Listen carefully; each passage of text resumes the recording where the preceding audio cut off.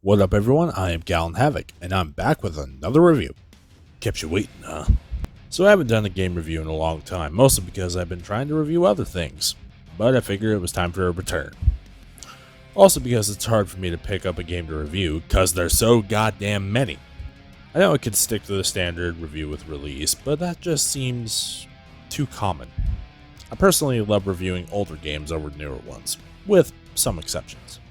So that being said, I had the chance to finally play through a true PlayStation classic, a game that I had only played bits and pieces of back on the PS2. And as if by some twist of fate, it caught my attention being one of the free PlayStation Plus games a few months back. We are reviewing none other than the PS4 remake of Shadow of the Colossus. As I said, I had only played bits and pieces of the original, having not owned a PS2 myself, and only played it a few times at a friend's way back when. And I completely skipped the PS3 port because I wasn't even aware it was on the system. And let's be honest, the PS3 port was lackluster. So this was the first for me. And after hearing so much praise about it, I knew I was in for an experience. So let's begin. Shadow of the Colossus throws you into a massive open world as a young warrior named Wander, where you're tasked by someone, or something, named Dorman, with hunting and slaying 16 giant stone-like creatures called Colossi, all in exchange of resurrecting this girl named Mono, who for unknown reasons has died. And from there the formula is pretty simple. Hunt each Colossus, find out how to kill said Colossus, kill said Colossus.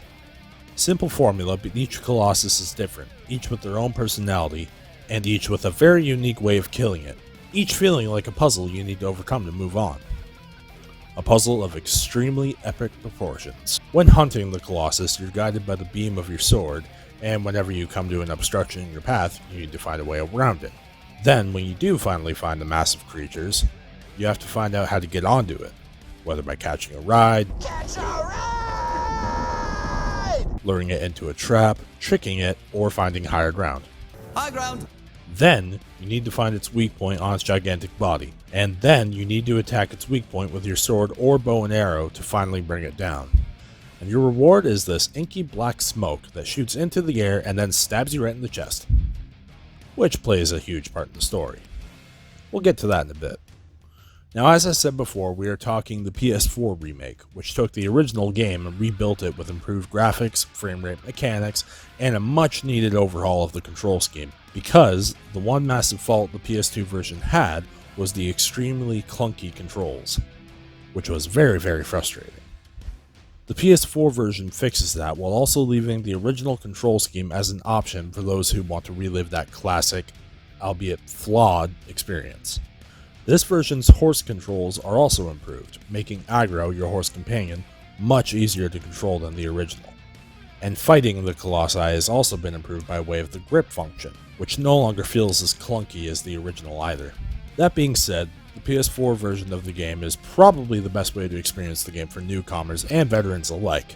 Now the story. Oh god, the story. As little story as there actually is to the game, it takes a heavy toll on the player upon completion. And since the story is so minimal, I can't review the game properly without talking about it. So I'm breaking my no spoiler rule, but alas, it is necessary. As said before, your character, Wander, seeks out Dorman to resurrect Mono. Dorman tells you that in exchange for hunting down the 16 evil Colossi, his power will be released and he will resurrect Mono. So the hunt is on. But the thing is, the creatures aren't entirely evil like Dorman said. So that was a fucking lie. While each Colossus feels different and imposing, they all have one thing in common. They don't actively try to attack you unless provoked. You are, after all, treading on their territory, trying to kill them. Even Dirge, the 10th Colossus, who's the most aggressive of them all, doesn't attack you until you enter his domain. And this is goddamn scary eyes Dirge. No, so much no. I have serious Vietnam flashbacks of him. Anyway, these massive majestic creatures don't seem to cause any real harm, which is why it almost feels oddly sad whenever you take one down. Kind of like Hunter's Guilt. And that's not all. As you progress, taking down each Colossus, you notice Wander is beginning to look a little under the weather. His skin slowly gets paler and there are subtle black veins throughout his body. Why? After climbing and defeating the colossal Malice, the final Colossus, who invokes almost a subliminal message of, should I really be doing this? And losing your beloved horse Aggro.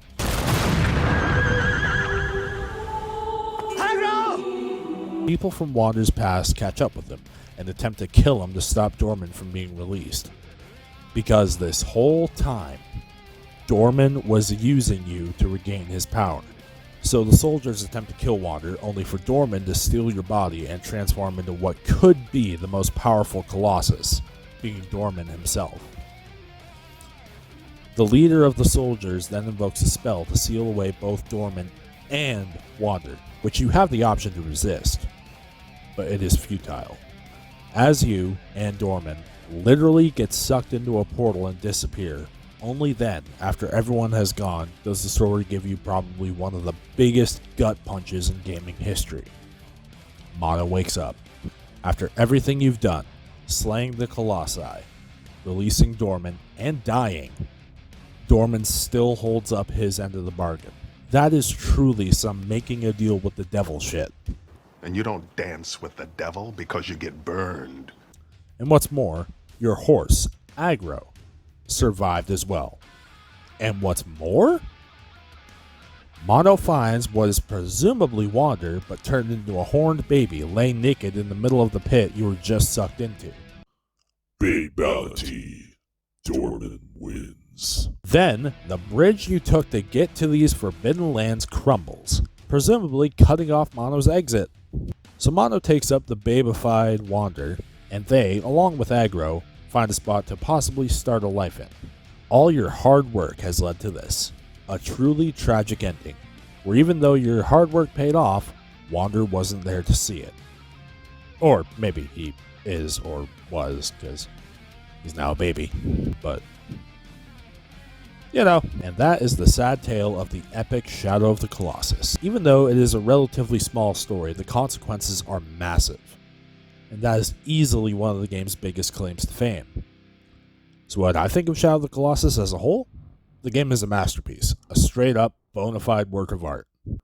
Sure, the original's controls were clunky as hell, but the PS4 remake completely fixes that, making it a much more fluid and enjoyable experience.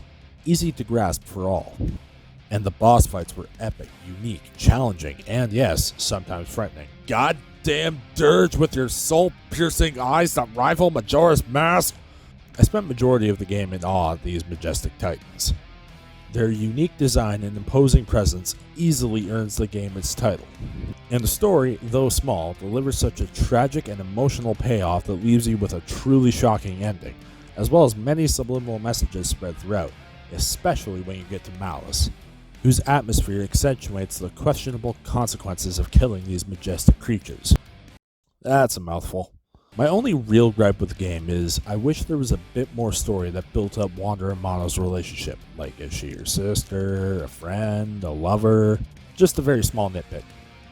But as a whole, Shadow of the Colossus is a masterpiece, no doubt about it, and is one of the greatest games I've ever played. And that is why I'm giving Shadow of the Colossus a gallant rating of 4 out of 5. I truly enjoyed every second of it, even the moments where I was questioning what to do. That was part of the fun, after all. I truly recommend this game to anyone with a PS4. It is truly the way to play it.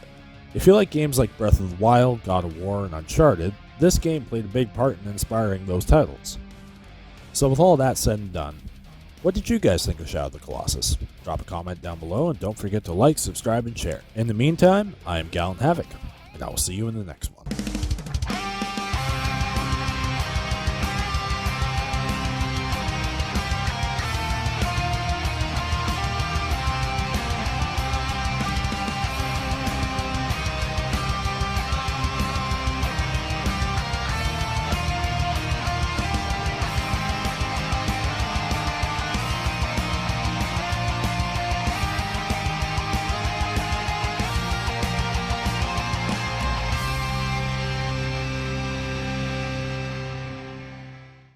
strong.